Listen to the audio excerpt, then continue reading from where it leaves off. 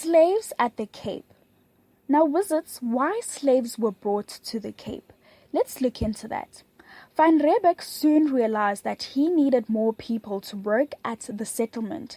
He did not have nearly enough workers to do all the work needed to start a settlement, grow enough food for the settlement, and supply passing ships. The local Khoi were successful headers, but had no interest growing crops or doing building work for the Dutch. Before he came to the Cape, Van Riebeeck worked in the East Indies where the VOC had slaves. He thought that the slaves could be brought to the Cape to do the hard work. Now here's an activity for you wizards. Number 1.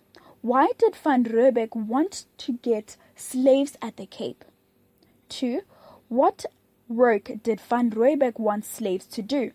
And also, why did Van Riebeeck think slaves would be a cheap form of labor?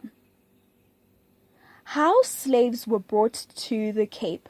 Slaves came to the Cape by ship. The VOC and its officials sold slaves from the east at the Cape. Many of these slaves were skilled craftspeople and domestic workers. Many were Muslim as well.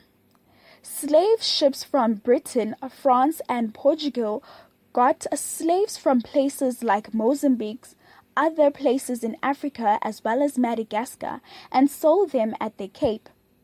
And also between 1654 and 1786, the VOC organized 33 journeys to Madagascar to get slaves for the Cape. Now let's look into what it was like to be a slave at the Cape. Now imagine being a slave at the Cape. You are with people you don't know, and you don't speak, and you can't speak their language. You are given a new name. You have nothing of your own. Expect and accept the clothes you are wearing. You are not allowed to wear shoes. You feel quite alone, and you know you will never see your family or home again. You have a new life, working as a slave, and to make it worse, your owner is cruel. Most slaves at the Cape worked on farms outside Cape Town.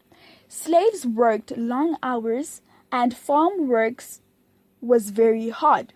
Some slaves belonged to the VOC, and they lived at the slave lodge.